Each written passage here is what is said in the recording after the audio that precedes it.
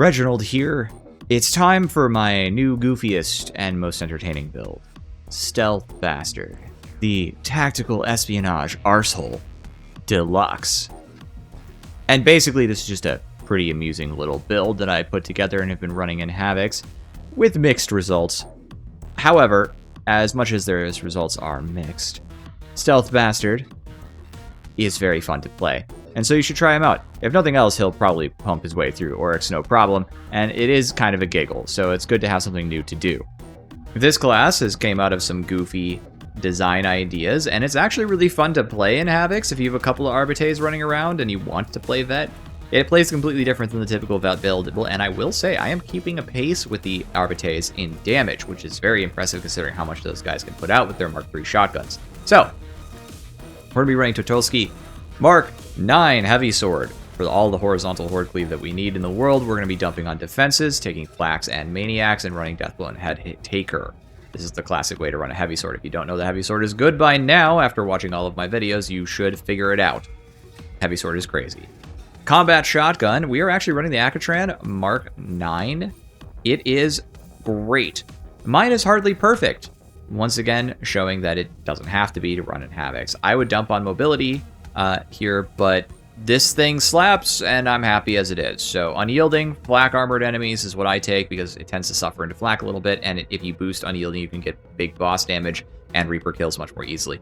No respite for the stagger value, in case you didn't know. It does up to, what is it, 140% extra damage, scaling with the stagger value that the enemy has. So if somebody's knocked over and you blast them in the face, it's 140 extra percentage points of damage. Death Spitter is 6.5% strength for 3.5 seconds on close range kills. So you dump this into hordes with your weapon specialist real quick, maybe firing twice just to get a nice buff, or 3 times, then you shoot something big and then you go into melee. It's great, feels really good. Next up for the Curios, we're just going to run Toughness, Sprint Efficiency, Stamina Regeneration, and Gunner Resist. I know this Curio isn't perfect, don't worry about it. I also want more Gunner Resist, Combat Ability Regeneration, and Toughness. And I also want Toughness, Gunner Resist, and Combat Ability Regeneration.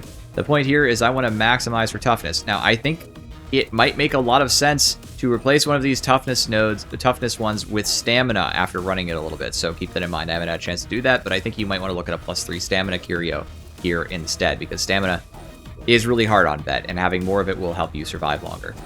Okay, let's get into the build itself. So we're going to be taking one motion, out for blood, and tactical reload. This is our core set up here for toughness regen and just general function. I would like to point out that this, as long as you have a single shell in your gun, will let you reload your shotgun a lot faster. It also works on special shells, so your flame shell can be fired sequentially much more quickly. It's not amazing damage, but it does help in havocs if you are kind of in a position where you need to stack some damage, soften the enemy up for an easier clear. It works really well with its large cleave. Also, in case you didn't know, the fire shotgun shells that are Dragon's Breath can actually suppress large groups of Reapers and Gunners with 1 or 2 shells, so it's very handy for that. Okay, so we're going to go across to grab Shredder, Grenades, and we're going to grab Catch Your Breath. If you didn't know, this got buffed, and it's actually really strong right now, melee attack. Basically, if you haven't been the target of a melee attack for 5 seconds, you start to replenish 5% toughness per second. And what that means is, like, as long as nobody's swinging at you, and as long as you aren't as long as you don't get hit, I believe is the way it works, you are regenerating toughness. This is very usable right now, and it works well. We need Survivalist, of course, so great. We're going to grab Demolition Stockpile, and then we're going to, so we got our Grenade Regen, and then we're going to go across to grab an extra one, go into Infiltrate, and all we're taking is Overwatch. These nodes need reworks, just saying. They're not without their power, but you can't afford them. There's too many requirements. This tree needs a redesign. So we're going to drop down here, take Reciprocity. This is a huge damage pump on the class. I don't know if you know that.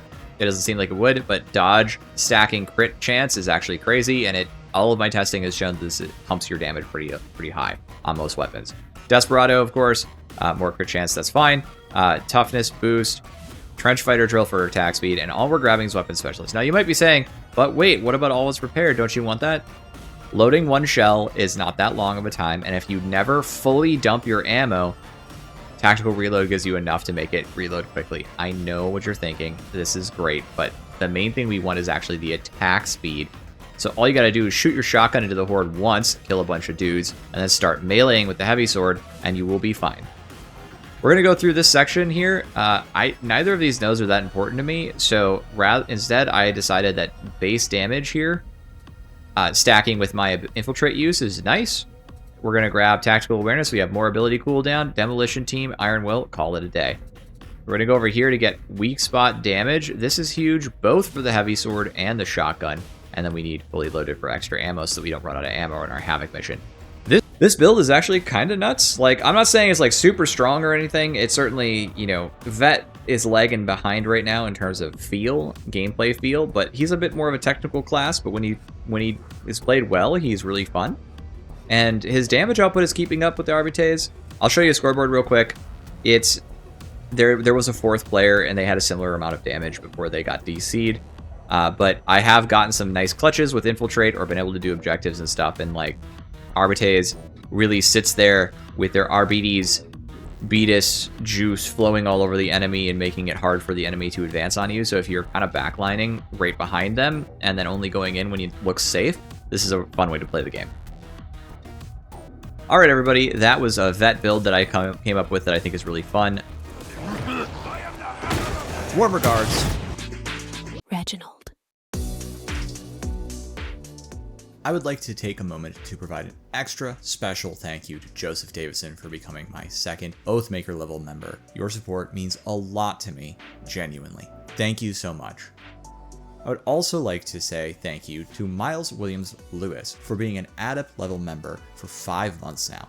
Thank you so much. It really helps out the channel a lot. And also, to my surprise, Fluff and Zimisk3 for becoming Adept level members this month. That's a huge deal for me. Thank you so much. Also, just a special shout out to all of the members who are supporting my channel, and to Vinny especially, who has made many of my members. Thank you, Vinny. Thank you to my members. You guys are awesome. If you would like a special shout out at the end of my video, you can join my channel by hitting the join button and becoming a member. Thank you everybody so much. I look forward to seeing you in the next one. Thanks for visiting, and bye-bye.